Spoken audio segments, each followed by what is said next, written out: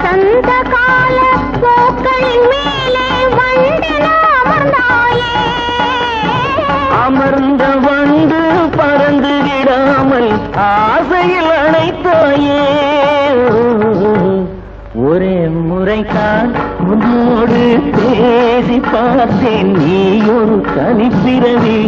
ஒரே மயக்கம் அம்மம்மா, போதும் போதும் ஏன் இனி மறுபிறவி.